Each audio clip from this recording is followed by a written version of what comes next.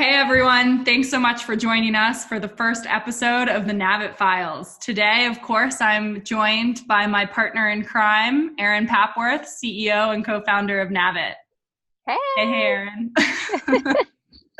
so good to be here. All right, team. So we're going to start off these episodes with a key topic that's super near and dear to Erin and I's heart. Important for all of you navigating your own startups or careers in general. Erin, what did you do for yourself today? I am so happy I got in a workout. I was listening to a podcast, researching our banking products. I had to take calls as I was huffing and puffing, but I got in my workout. Wait, so you're telling me that you were taking calls like on the treadmill or? Yes. I was like, I'm sorry, I'm climbing a hill, but keep talking. Did they really? Yeah. It was our accountant and he had a question. Oh, yeah. Okay. So it was like not like appropriate. Our most pinnacle investor. No, it wasn't an investor pitch. I was not. Does your gym allow you to do that though? I don't think my gym allows me to be on the phone. I wouldn't say I would know the rules, nor would I ask the rules. What do they always say? It's better to ask forgiveness than ask permission. Basically the way I live my life, my friend.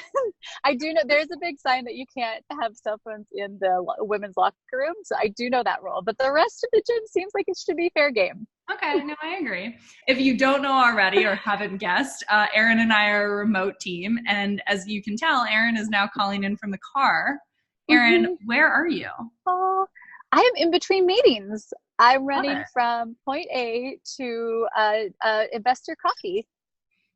I love it, as you should be. And we're hustling over here. Yes, I'm at home waiting for it to snow in sunny Sun Valley. Okay, Maia. Mm-hmm. Yes, what did you do today in the marketing world?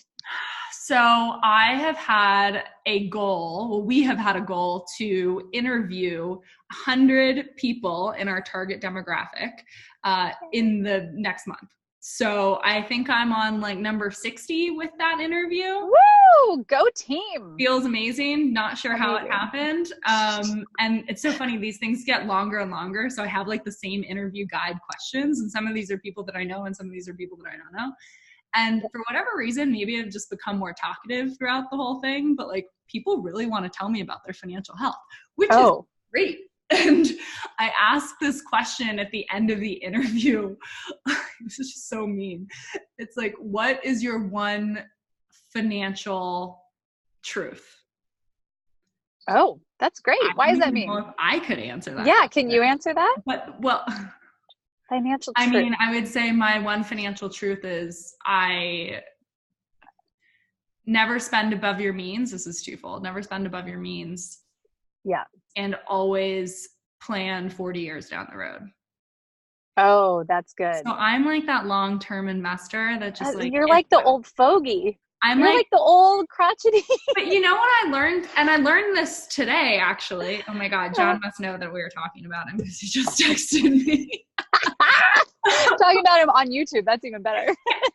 It's a 6 cents. But no, I mean, I think what's interesting is like there's so many people that we're interviewing right now are talking about male mentorship from their financial journey. So typically it's like their dad, sometimes it's their brother or their uncle, etc. Before they get into their professional career. And I had like this realization, which I'm sure you've maybe already had, Erin, but we haven't really talked about it, where a lot of women feel anxious or pressured to perform in the financial markets, like whatever that means to them, whether or not they're paying down debt or they're thinking about long-term investing or whatever it is, or even if like they don't have a start. And what I'm realizing is most of them, or a portion of them that we're interviewing, has this base point of like they learned that they needed to be financially independent or resourceful from the men, from like their male figure in their life. Which is interesting because we have a different life trajectory, especially around life expenses. So like something we always talk about at Nav.it. Yes. So I love this topic. And I'm like, well, I love that you're, super responsible and conservative and like she's doing somewhat of the right things. But at the same time, I'm like, but I feel like you feel stressed and pressured because men are unfortunately able to be a little bit less maybe stereotypically frivolous than women are, only because like we have access, like we can wear skirts and dresses and pants to work, like because we're we like have to, diverse and interesting, we have more expenses, right. you know? Right. Well, and it's not, we talk about this all the time, but it's not just that. We have reproductive health issues that they don't have to pay for. We have feminine hygiene things. Like, yeah, I mean, it's such a good point. And I think what we say a lot with Nav.it is the barometer of success in the financial world has always in this society been a male, and typically a white male. And our feminine experience is just fundamentally different. So we at Nav.it are trying to take back that conversation and find, what is our barometer of success? Like how are we navigating this world with all the different factors that affect us, like cost of living, careers, choices around childcare and having children, all the stuff that we have to deal with, that, and then of course like investments and our own, you know, we know that women, one of their top priorities is safety and security around money. And even when investing, growing it, but having safety and security, which could be like good retirement as much as it is saving. So it's like, it's just a fundamentally different conversation. And it's interesting that you say that the men have mentored. I know statistically that if you have a family that talks about money more openly at a younger age, you're probably more likely to engage in financial markets and grow your wealth at an earlier age. So whether that be your mom or your dad, and typically it is the male because of the way, this is our whole point of Nav.it. Get us all talking about sign up to learn more. Right. Sign up, because this is the whole point. We're all supposed to be talking about it. So when you go back, I want to just do the truth. For me, it's definitely spend, try. I think as an entrepreneur, it actually is a little nuanced, like spending less than you earn when you are earning very little in this world. The thing, especially because early stage startups, they don't want to pay the founders anything, which is, I think, a system that can be broken and can be fixed later, but that's not the point.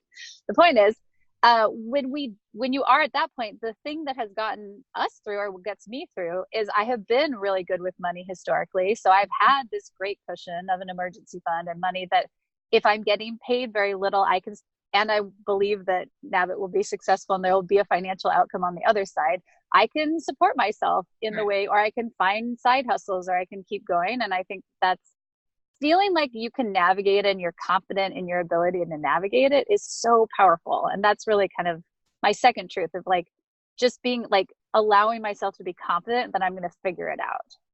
Totally. I love that. And I think it's, it's such an important inflection point that we always talk about in Nav.it is like being able to feel comfort in knowing that you can navigate the system. That doesn't mean that like you need to figure it all out today. You and I don't have all the answers. No, I don't know. At all. No. But like, we know that we'll be able to figure it out. And women have that innate comfort in so many other facets of our life. Like, we give birth to children, like that's a frightening topic, but like we have mentors, like other mothers who say like, if I can do it, you can do it too. Totally. And literally that's all we're trying to say is like, if we can do it, you can do it too. Totally. And that's so beautiful you said, because that is the perfect example of seeing other women doing it, knowing that you then can do it too. Totally. And as a mother with an 8-year-old now, like you also kind of just figure it out. Like we're hyper smart people. Like this baby comes out and you're like, all right, now what? Okay, he has to eat. He has, gross. There's so many gross things about it. You like figure it out. I love it. So, okay. So we wanted to cover, what was the one thing we did for ourselves today. I like to dive into the marketing stuff a little bit because it's super fun. I think we talked a little bit about the product, which I wanted to do in the first launch episode, but do you want to talk quickly about kind of our 3 key financial pillars for success? So number 1 is careers. So there's just a fundamental, again, the barometer of success needs to be other women because there's a fundamentally different relationship with careers that women typically have. We're over-indexed in lower earning potential jobs, so like service industry, even like nursing versus orthopedic surgeon, stuff like that. So our earning potential is less. So that just affects our overall ability to really grow well. We don't negotiate salaries at the same rate. I think that's starting to change, and it's definitely a conversation in the consciousness, but that's something that affects, if you start a lower base, you lose money over time. And that affects how much you can invest through your benefits. And then another key point on that is 43% of women in this country will take career pause for childcare or elder care responsibility. And that's just the nature of our world not being very set up for maternity leave or absorbing kind of flexible work schedules. So that affects a woman's overall trajectory by like $500,000 to $1 million over the course of her lifetime. So careers is number one. And there's a lot there to unpack, and it's important women start talking about, and things I think society is talking about that. And we're going to use this channel a little bit more to like absolutely that more. So absolutely more coming. Yeah. And that's the fun stuff. It's like empowerment. Number two is cost of living. I think we touched on that already in this episode, but we just have a different expense and cost of living experience. And I think, and it's not our fault. Like, it's just the fact that we need feminine hygiene products, right? Like, truth, we bleed. Like, it's just part of the game. And we also know statistically that things that are marketed to women are about 1.5 times higher cost. If it's literally the same razor, but it's pink, it costs more. And so it's just, this society is kind of built. We also are the consumer, so we have a ton of power. 85% of consumer choices are made by women. But it means that, we have a different relationship with all of that world. I want to say one other thing. Safety and security, women are more likely to invest in that, which is totally normal because violence is a real thing in our society. And that's just like absolutely the thing that we have to be proud of ourselves for and invest in for our own safety. So, and again, don't feel guilty about that. Like, no guilt. Do an episode just on spending some more to feel a little safer when you travel for work or you travel 100%. Or travel, or where you live in a city. That's, if you want to live in lighter, like safer environment. Yes, that's real. And it's not our fault again.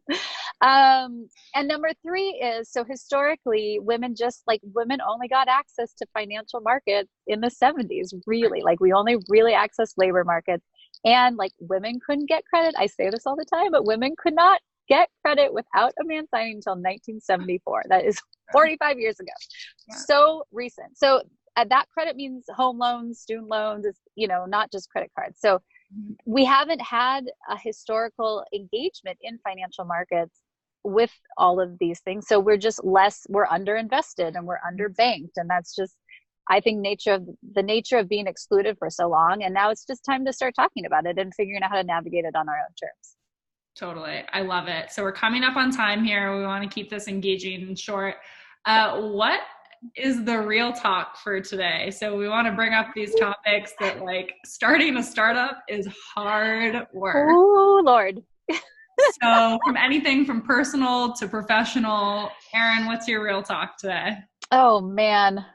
Real talk is like, when you have time to take a shower, it becomes a very odd, it's a very odd timing. Yeah. Because we have to, like, when you go to bed, it could be in the middle of the day before you have to get out. You literally roll out of bed. I get my kid to the bus, and then I have calls until 11:30. I'm like, wait, have I brushed my teeth? Have I showered? What have I done today? Often no. Yes, often no. Eventually it happens sometimes. Oh my God, Ria. All right, well, thank you to everybody who has now watched our first episode of this launch video. So exciting to have you up on the channel, and look out for these daily tidbits and talks through finance and starting a business on YouTube every weekday. See you soon. Bye, guys.